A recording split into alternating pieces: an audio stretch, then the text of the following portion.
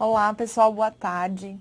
Eu é que agradeço o convite do Telesaúde e é uma honra para mim estar aqui hoje conversando sobre essa temática que é sobre queimadura, né? Vamos dar início, então, vamos falar sobre queimadura, avaliação e cuidados de feridas. Bom, meu nome é Priscila, como o Djalma falou. Eu sou enfermeira de formação, sou especialista em saúde pública e saúde da família. Eu tenho mestrado em enfermagem. E agora estou atualmente cursando doutorado em enfermagem aqui pela Universidade Federal de Santa Catarina, na temática de queimadura. Por isso eu estou aqui hoje para conversar com vocês. Eu faço parte do Laboratório de Pesquisa, Tecnologia, Assistência em Enfermagem e Saúde à Pessoa em Condições Crônicas, é o NUCRON, é um grupo de pesquisa que nós temos aqui na universidade, que tem 30 anos de formação, que trabalha com doenças crônicas, e nesse grupo a gente tem trabalhado bem forte a questão da queimadura. Então, vamos lá compartilhar um pouquinho do conhecimento, né? O objetivo dessa web que eu preparei para vocês, falar de queimadura, tem um universo muito grande de possibilidades, né? Então, a gente conversou e optou por trabalhar sobre o conceito, a epidemiologia, a fisiopatologia e o atendimento inicial, falar sobre a avaliação da queimadura, né, que é extremamente importante, e falar que cuidados a gente precisa ter com essas feridas na atenção básica. Tá. Bom, ontem, então, que foi dia 6 de junho, foi comemorado o Dia Nacional de Luta contra a Queimadura, né? Ele foi instituído pela Lei número 12.026, de 9 de setembro de 2009. Então, é recente, mas a gente vem comemorando, então, no mês de junho, o Junho Laranja, que é um mês dedicado para a gente estar trabalhando questões de prevenção, falando um pouco sobre essa temática que é tão impactante na saúde da nossa população. Bom, então o que são queimaduras, né? Queimadura é uma lesão traumática na pele e em outros órgãos causada por um trauma térmico, químico, elétrico, radioativo ou por atrito. Ela causa a desnaturação de proteínas e dos tecidos e leva a uma alteração do tegumento até a destruição total dos tecidos envolvidos. Pode atingir camadas mais profundas, como tendões, tecido celular subcutâneo, músculo, ossos, enfim. Depende da gravidade, né? Mas além da lesão, a queimadura ela é muito mais impactante, né? Além da lesão. Ela causa sequelas físicas, emocionais, muitas vezes o paciente perde o emprego ou devido à queimadura tem muitas limitações, não consegue retornar ao trabalho. Ela causa um estigma social muito grande, tanto para o adulto quanto para a criança, no momento em que ela retorna para a escola.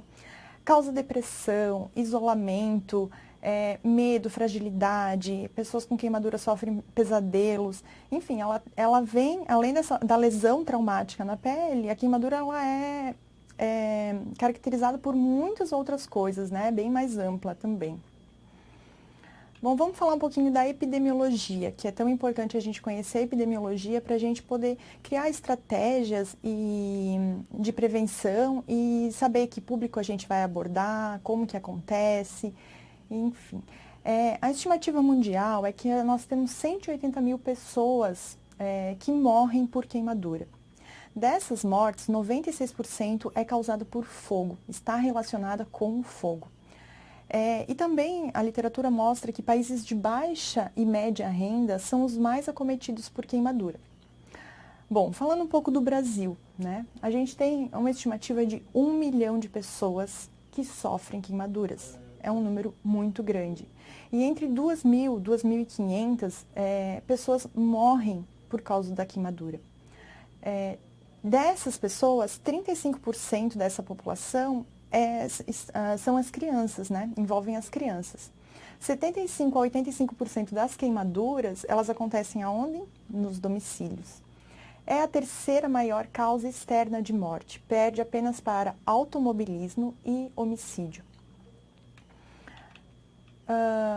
Bom, aqui foi feito um estudo, esse grupo de pesquisa que eu faço parte, a gente fez um estudo juntamente com os profissionais de um hospital aqui do sul do país, onde a gente, um hospital pediátrico, onde o que a gente encontrou? que dentro de um ano, entre 2015 e 2016, essas crianças, adolescentes que internaram principalmente por causas devido às queimaduras aconteceram na cozinha, maior incidência dos acidentes. O gênero masculino, com pequena diferença, mas é o mais acometido, foi o mais acometido. Os membros superiores, os mais afetados, e os líquidos superaquecidos, as principais causas, né, disso. Também, corroborando com a literatura, a gente encontra que baixa renda, baixa escolaridade estão mais relacionadas aos casos de queimadura, e também uma atenção especial por casos de violência. Então, crianças, mulheres e idosos têm maior índice relacionado à violência. Essas fotos que vocês podem ver aqui do lado são fotos retiradas, então, do livro do PHTLS. E elas demonstram, são duas fotos de crianças, demonstram queimadura por violência. O que a gente observa? Vocês podem observar que as dobras estão protegidas, porque a criança provavelmente teve uma inflexão, então as dobras foram protegidas, e são traços retos, que não tem respingo de algo que foi jogado, né? Então, pode-se ver que são traços importantes que a gente precisa ter esse conhecimento para poder estar notificando casos de violência, né? Todo profissional de saúde, quando suspeita, tem o dever de estar notificando os casos de violência. Bom, falamos um pouco da epidemiologia, agora vamos relembrar um pouquinho sobre a estrutura da pele. A pele, então, ela é formada por epiderme, derme e hipoderme. A derme, nós vemos que é nessa camada menor, até essas ondulações. Ela é composta por poros, pelos, a camada queratinizada. As terminações nervosas também estão na epiderme. A derme é essa camada maior, como vocês podem ver aqui no slide, composta pelas glândulas sudoríparas e sebáceas, o músculo eretor do pelo e o folículo piloso. E mais profundo, nós temos a camada chamada hipoderme, que estão as veias, as artérias e tecido adiposo também. Qual é a função da pele? A função da pele ela é de proteção mecânica, manutenção do equilíbrio hidroeletrolítico, função físico-química e imunobiológica, termorregulação e hemorregulação. Ela controla o metabolismo, a sensibilidade, percepção, interação com o meio, a comunicação. Quando a gente vê um paciente chega para um atendimento, a gente olha através da pele, a pele já diz muito sobre esse paciente.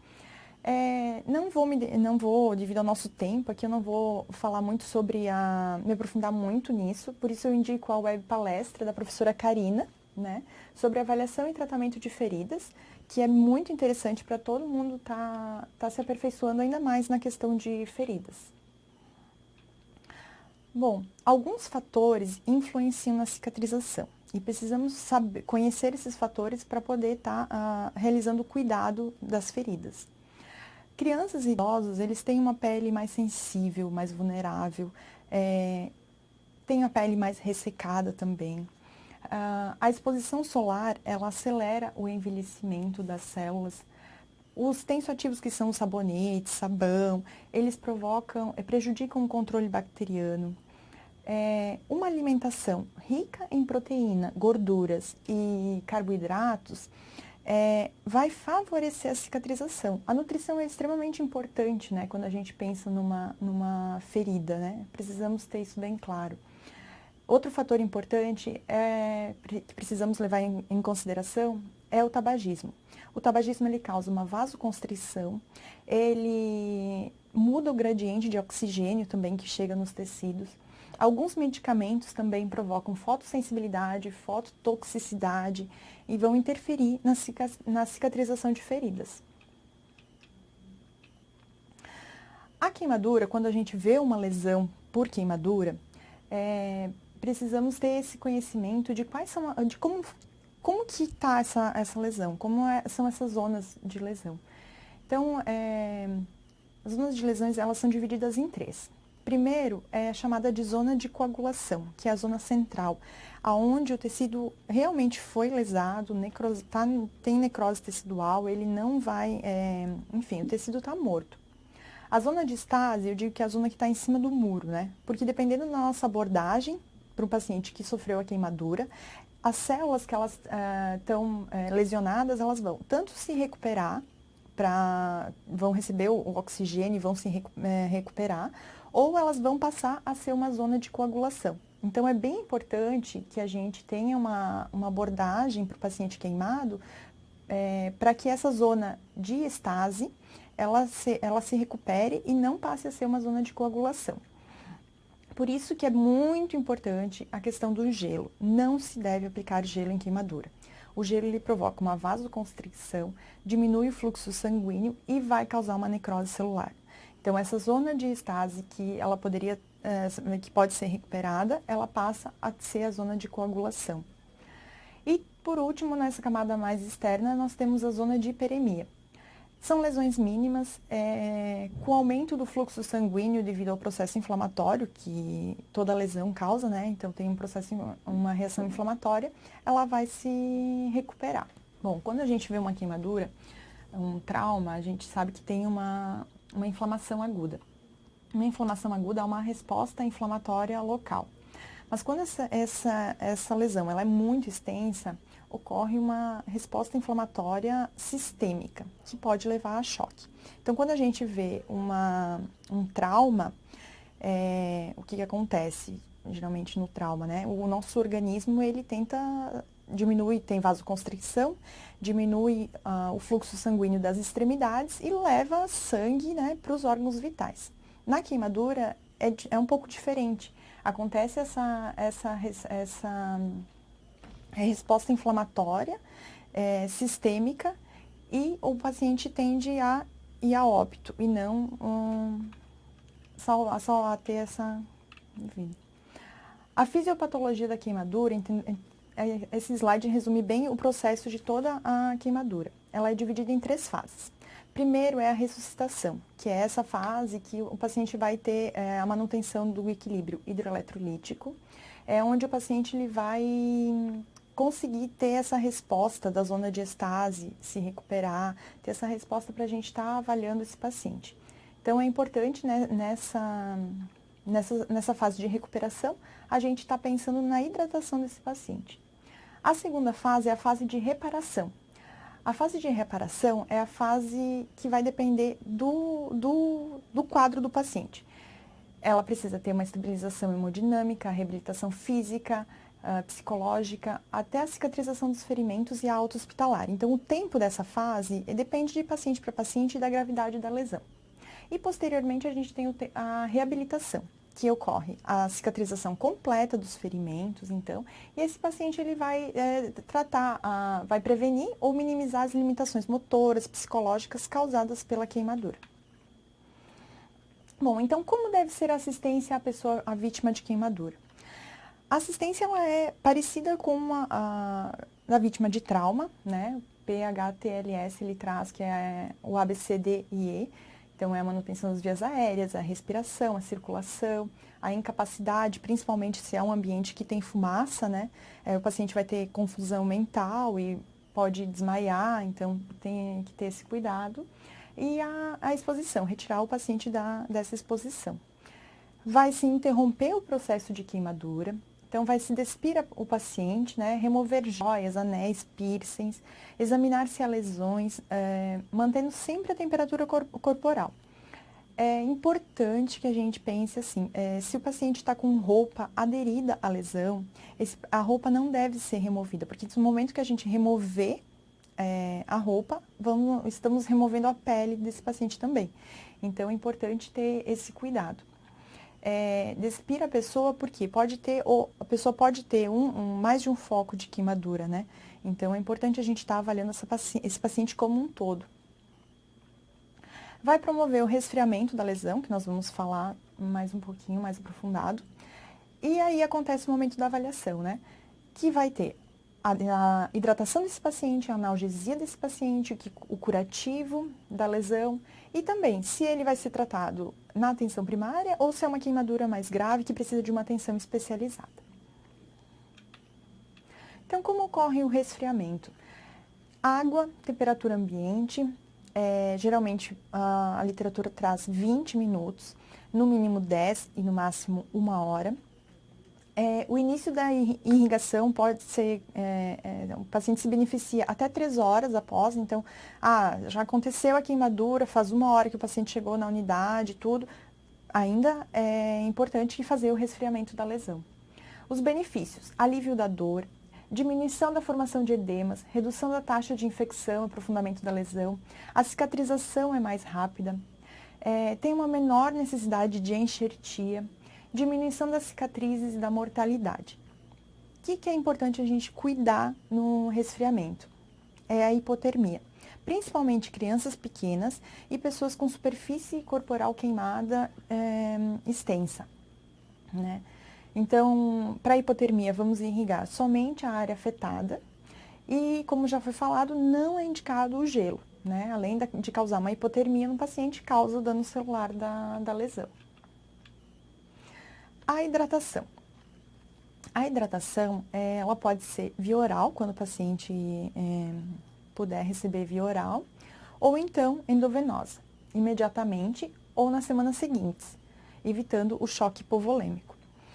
Tem a fórmula de Parkland, que é uma forma muito utilizada para hidratação, que é 2 a 4 ml vezes a porcentagem da superfície corporal queimada, vezes o peso do paciente. É indicado usar soluções cristalóides, então Ringer com lactato é o mais indicado. Como é que eu vou fazer essa fórmula? Eu vou multiplicar esses valores, o total deles eu vou dividir por 2. 50% é fornecido para o paciente nas primeiras 8 horas, considerando a hora da queimadura, e 50% nas 16 horas seguintes, tá? Importante, queimadura superficial não deve ser utilizado no cálculo, porque se eu utilizar, eu vou superestimar a superfície corporal queimada. Então, esse paciente ele vai estar recebendo muito mais líquido do que é necessário. Principalmente com crianças, né? Também isso tem que ter bastante atenção com isso. Idosos, pessoas com insuficiência renal ou insuficiência cardíaca congestiva, tem que ser 2 a 3 ml, então diminui um pouco essa quantidade de líquido, tá? E eles necessitam de uma observação mais criteriosa, mais próxima, para ver como é que ele está respondendo, tá? Importantíssima analgesia, né? Paciente queimado, quem nunca queimou, quem nunca chegou perto do fogo, né? Fogo causa muita dor. Semelhante à dor de dente, né? Então, quando tem contato com o ar, tudo, as terminações nervosas estão aí expostas, então acaba tendo muita dor. Então, o manual do Ministério da Saúde de 2012, ele orienta dipirona e morfina, tá? Então, é importante a gente aqui tem as diluições tanto para adulto como para criança, né? Mas é importante a analgesia para um paciente que sofreu uma queimadura, tanto no momento do atendimento, quanto no momento de realizar os curativos. Bom, as queimaduras químicas, radioativas e elétricas requerem uma atenção diferenciada. Os produtos químicos, eles devem ser retirados, o pó, né? Retirar o excesso com uma escova, um pano, nunca se deve assoprar para retirar esse pó. Cuidar para não espalhar em outras regiões, né? E após isso, lavar com água, no sentido que não espalhe o produto. Por exemplo, se é uma queimadura com pó na mão, eu não vou jogar água nesse sentido, e sim num sentido que não lesione mais ainda a pele desse paciente. Uma queimadura radioativa, as lesões começam a aparecer 24 a 48 horas para as lesões se manifestarem. E é importante que o profissional que vai prestar o cuidado use os equipamentos de proteção individual. Queimaduras elétricas de baixa voltagem, que são as queimaduras domésticas, causam uma destruição tecidual menor, no entanto, um risco maior de lesão cardíaca. E de alta voltagem, elas causam uma destruição de tecido muscular e das estruturas internas de uma maneira que precisa ser considerada. E queimaduras elétricas. O paciente que sofre uma queimadura elétrica, ele tem um comprometimento cognitivo. Então, muitas vezes dificuldade no aprendizado, depressão, doenças psicossomáticas. A longo prazo, essas pessoas podem vir a desenvolver. Então, a avaliação da queimadura, ela vai ser quanto ao agente causal, a profundidade, extensão, localização, a idade, doenças pré-existentes e lesões associadas. Vamos falar de cada uma delas. Então, o agente causal, o que causa a queimadura? São produtos térmicos, então o sol, líquidos superaquecidos, chama direta, superfícies aquecidas e gelo. As queimaduras químicas, né, que elas podem tanto ser em contato na pele, quanto a pessoa ingerir produtos químicos, radioativos e elétricos. Quanto à profundidade, queimadura quanto à profundidade, tem uma nomenclatura está em transição, então vocês vão encontrar primeiro, segundo e terceiro grau, e também vocês vão encontrar essa nomenclatura que eu trouxe para vocês, que é um pouco mais atualizada, que é de 2017, do PHTLS, que traz superficial, superficial parcial, que pode ser dividida espessura parcial superficial ou espessura parcial profunda, e espessura total e quarto grau de profundidade. Então, a superficial, vermelhidão, seca, sem bolha, dolorosa. Atenção para crianças e idosos com a questão da desidratação, né? Em 2 a 5 dias ocorre um peeling na pele, a descamação, não deixa cicatriz, tendem a melhorar sem grandes complicações.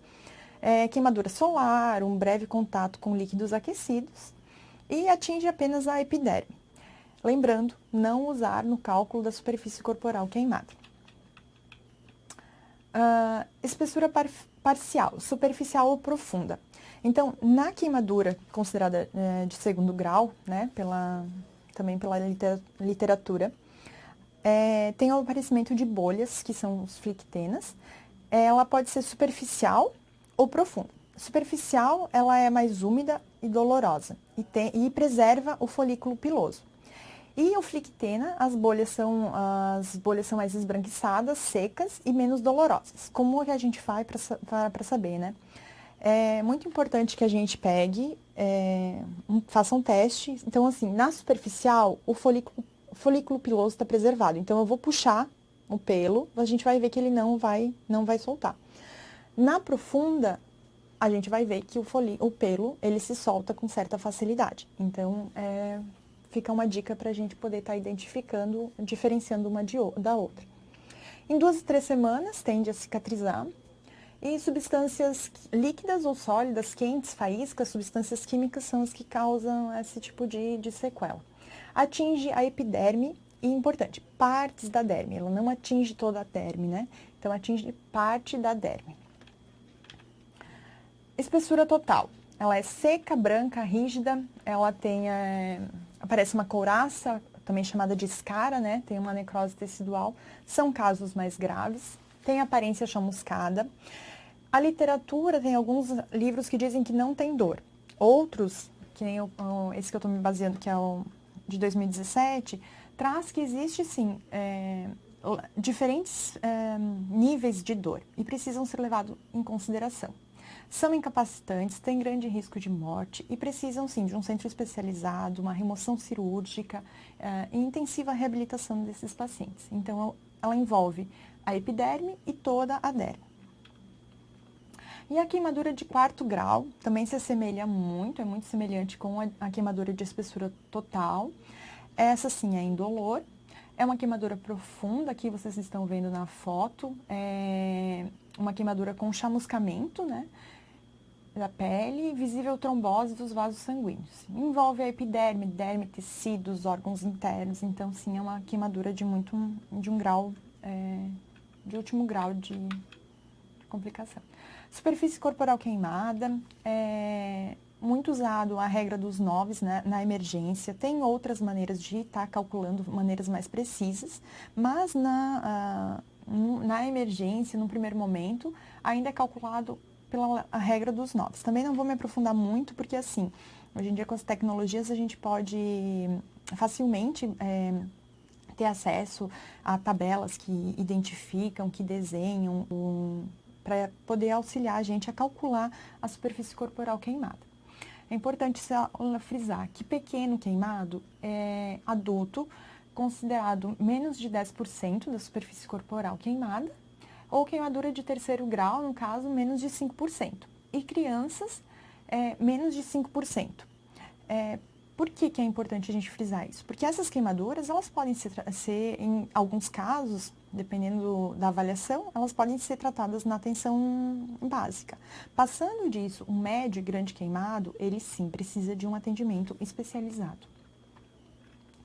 Bom, quanto à localização, tem algumas áreas também, áreas nobres, que o paciente, se tiver queimadura nessas regiões, ele torna-se um queimado grave e precisa de uma atenção especializada, que são queimaduras nos olhos, orelhas, face, pescoço, mão, pé, região inguinal, grandes articulações, órgãos genitais, ossos, músculos, nervos, enfim, precisam ser encaminhados para um centro de tratamento de queimados. Importante também a gente ter claro que idade, doenças pré-existentes e lesões associadas também requerem um cuidado importante. Porque, por exemplo, crianças menores de 5 anos e idosos acima de 65 também requerem um atendimento num centro especializado, porque, por exemplo, idosos muitas vezes têm comorbidades associadas e essas comorbidades vão dificultar o tratamento da queimadura, né? Bom, já falamos um pouco, mas vamos reforçar. Em que momento eu preciso transferir o paciente para atenção especializada? Pacientes que sofreram inalação de fumaça precisam ser encaminhados, porque as complicações vão aparecer alguns dias após. Então, o paciente está tossindo, teve uma queimadura, mas está tossindo, tem chamuscamento no rosto, tem algum sinal de que teve aspiração de fumaça, tem que ser encaminhado. Espessura parcial, espessura total, como a gente comentou antes, também precisam, mais de 10% de superfície corporal queimada, precisam ser encaminhados. Pacientes com queimaduras em áreas nobres, que a gente conversou. Eletricidade, química e radioativa, sim, precisam ser encaminhadas, não é um paciente para ser tratado na atenção básica. Pacientes com comorbidades pré-existentes que possam complicar o tratamento, tardar ou prolongar esse processo de cicatrização. Pessoas vítimas de queimaduras trauma concomitantemente. Então, a pessoa teve uma queimadura, mas também sofreu algum outro trauma, está com alguma fratura, precisa ser encaminhado. Crianças com queimaduras em hospitais, sem pessoal adequado, treinado, sem equipamentos adequados, precisam ser encaminhados. E pacientes também que precisam de uma intervenção social, emocional, uma reabilitação mais prolongada, também tem indicação de ser transferidos para um centro especializado de queimadura. Bom, curativo. Qual que é a finalidade, né, do curativo da queimadura? Proteger o local. Geralmente, quando a gente pensa em queimadura, em curativo, a gente pensa, principalmente na atenção básica, um curativo com uma técnica limpa. Para o curativo de queimadura, é sempre utilizado uma técnica estéril. Tecidos, optar por coberturas não aderentes à queimadura. Vai cobrir com pano limpo e seco, compressas cirúrgicas, roupas cirúrgicas estéreis ou papel alumínio. Seco para cuidar da hipotermia desse paciente. O paciente também precisa ter a lesão isolada do ambiente do fluxo de ar, porque tem terminações nervosas expostas, então diminui a dor. Por isso que eu falei da dor de dente antes também, porque com o contato com o ar, a dor ela é mais intensa. Não é recomendado aplicar cremes, pomadas caseiras, populares, de qualquer tipo, porque quando chegar para uma avaliação, esse paciente vai ter que remover todo esse. Então, assim, vem paciente com folha de bananeira, com café, com pasta de dente. Quando chega lá para ser avaliado pelo profissional, precisa remover. Com certeza, bastante tecido que poderia ser viável ainda é removido nessa limpeza. Curativos antimicrobianos de alta concentração revestido com prata são os mais indicados. para tratar uma queimadura. No entanto, existem curativos que são oclusivos e curativos que são abertos. Dependendo da região, por exemplo, se é uma região de face, que não dá para manter um curativo fechado, então vou optar por um curativo aberto. Então, tem essas duas técnicas que a gente pode estar utilizando, né? O curativo oclusivo, ele permite que o paciente tenha mais mobilidade, fica protegido do ambiente externo. E o curativo aberto também para essas regiões de face, onde não é difícil manter fechado, ele também é uma boa opção. Medicamentos tópicos, mais utilizado a sulfadiazina de prata. Indicado o seu uso desde os primeiros dias. Então, tem literaturas que falam de 48 horas a 72. Tem literaturas que falam até 5 dias, né, para usar a sulfadiazina de prata. E mesmo na presença de tecido necrótico ou infecção. É importante aplicar, após esse período, aplicar um tópico desbridante, caso haja necessidade, né, no caso de escara, tecido necrosado. E depois aplicar um tópico que estimule a epitelização. Gente, a literatura traz assim, não tem um curativo específico para ser usado em queimadura. Preciso avaliar cada lesão, o que causou, todos esses fatores que a gente conversou, profundidade, se tem comorbidades associadas, enfim, todas essas questões. Seria mais ou menos... A Sociedade Brasileira de Queimadura, no site da Sociedade Brasileira, até tá aqui, deixei para vocês, eles têm uma orientação pronta do que fazer. Então, queimaduras de primeiro grau. Queimadura superficial, né? Então, é uma queimadura que não deixa cicatriz. Como que eu vou orientar, como que eu vou cuidar dessa lesão? Lavar com água corrente por 5 minutos, 3 vezes ao dia, com sabão neutro ou sabonete de glicerina, preferencialmente líquido, né? Não é necessário cobrir a área com curativos na primeira semana. Na segunda semana, eles aplicam o óleo de girassol. A gente tem os ácidos graxos essenciais, o AGE também, que é muito importante, que a gente pode estar usando a cada 12 horas para melhorar a coceira e a descamação da pele. E na terceira semana, aplicar o filtro solar durante o dia e um hidratante neutro todas as noites, até a melhora completa. Temos também a orientação pronta já da Sociedade Brasileira de Queimadura para tratar as feridas de segundo grau. Então, como que a gente trata essas lesões? Primeira semana, limpeza e aplicação de creme de sulfadiazina de prata, 2 vezes ao dia por 7 dias. Então, vocês podem ver que tem diferença na literatura, como eu comentei para vocês. De segunda a sexta-feira, no centro de saúde. No sábado, domingo e feriado, nas UPAs, né? Evite expor o curativo a sujeiras, umidade. Vá ao posto de saúde com a carteira de vacinação para verificar se você precisa receber a vacina do tétano, que é extremamente importante. Todo paciente que sofre queimadura, que chega na unidade básica, tem que avaliar se ele tem a vacina do tétano em dia ou se precisa fazer um reforço. Né? Também a orientação é que se tiver a orientação para o paciente, que se tiver alguma mau cheiro, tiver secreção, alguma coisa nessas lesões, é para ele voltar ao posto de saúde. E na terceira semana, já o filtro solar e hidratante durante a noite. Tá?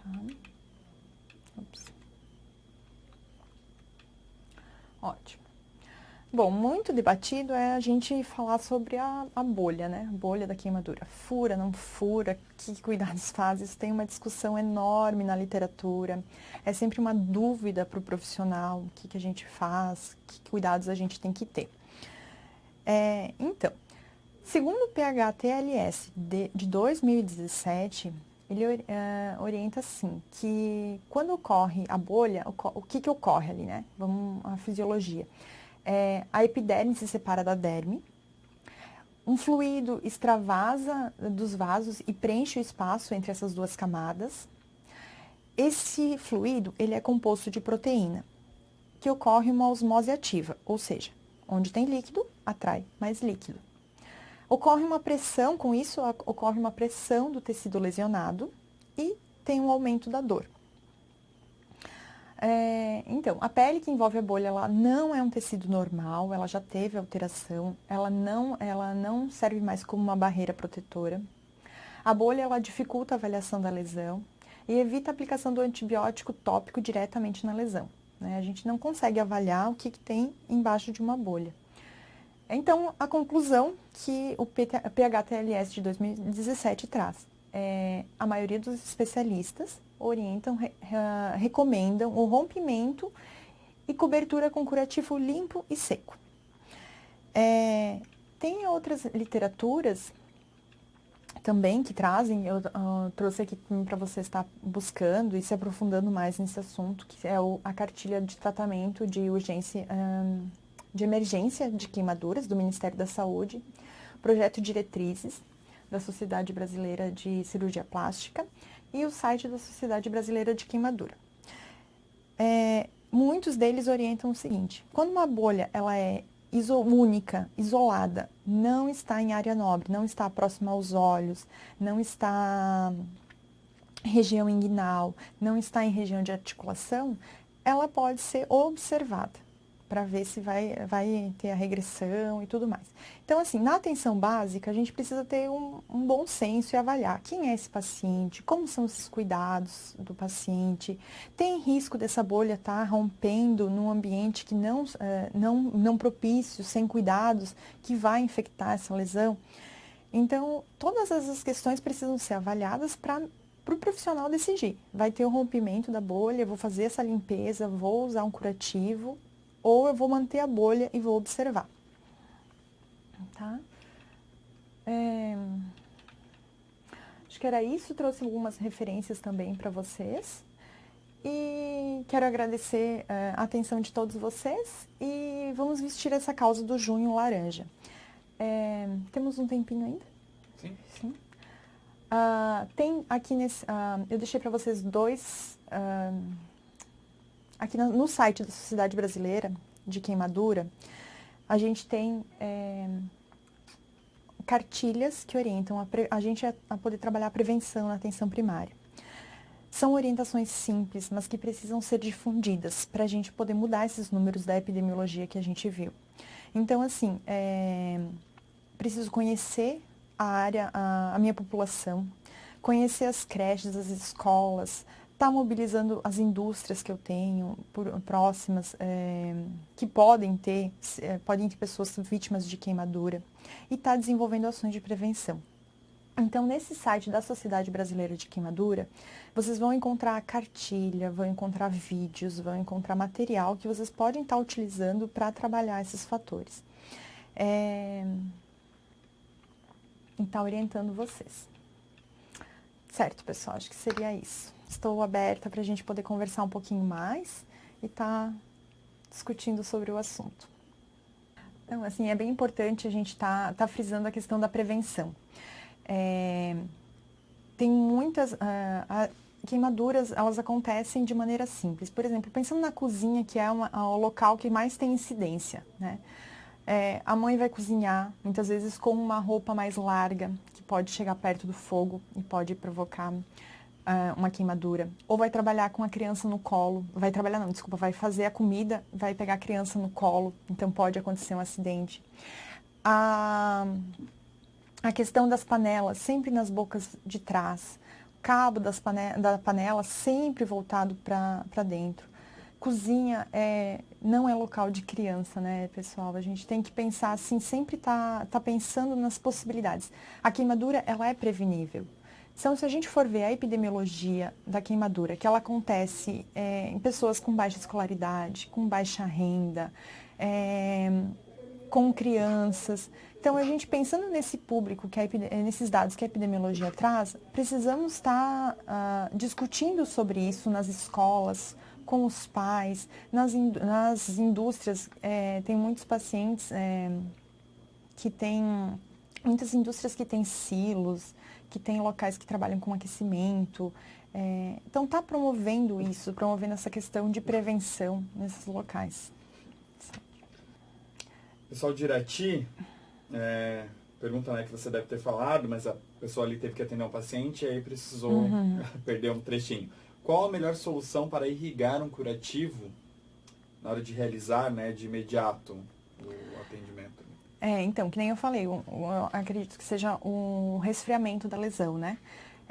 O resfriamento da lesão, a melhor coisa que tem é água corrente. Então, a água corrente entre 12 e 18 graus, né, que é uma temperatura ambiente. A gente sabe que agora a gente está no inverno, muitas vezes não é bem essa temperatura que a gente encontra, mas o ideal é isso, colocar embaixo da água, em média 20 minutos, no mínimo 10 e no máximo 1 hora, para fazer o resfriamento da lesão. Eu lembrei de um outro fator também importante. A atenção básica, ela atende o paciente no primeiro momento, no atendimento inicial do paciente, que ele sofre a queimadura, e também pós-alta hospitalar. Eu tenho visitado alguns hospitais, visitei Londrina, Curitiba, visitei Lages, conheço o hospital infantil. E no nosso estado, a gente não tem... o hospital infantil ele tem um ambulatório, então o paciente ele tem alta hospitalar e ele retorna para o uso da malha, para a avaliação dessas cicatrizes. O profissional adulto, Lages, faz um serviço de contrarreferência, né, para a atenção básica. Então, eles passam todas as orientações, estão disponíveis e tudo. E o paciente grande queimado, ele retorna para a atenção básica. Então, é importante que nós, profissionais da atenção básica, possamos estar se aperfeiçoando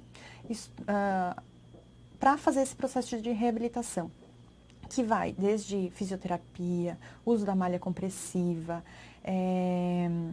tem várias práticas integrativas que estão sendo usadas na reabilitação de queimaduras também. Então, tem um paciente que sofreu uma queimadura e foi hospitalizado, é importante que eu, profissional de saúde, esteja buscando informações a respeito, porque ele vai voltar para mim para atenção básica. E muitas vezes a gente acaba... vem a contrarreferência, não tem esse conhecimento e acaba não proporcionando para o paciente essas técnicas de reabilitação que são extremamente importantes para o controle de prurido das cicatrizes, para evitar uma cicatriz hipertrófica que tenha mais atrofia e tudo mais. Então, assim, nós somos um estado grande, muitas vezes é difícil estar se deslocando novamente para Lages, ou para o hospital, né, de referência. Hoje, atualmente, no estado, pela portaria do estado, a gente tem o Hospital de Lages como referência de queimados, mas tem outros hospitais que também têm leitos para queimados, né?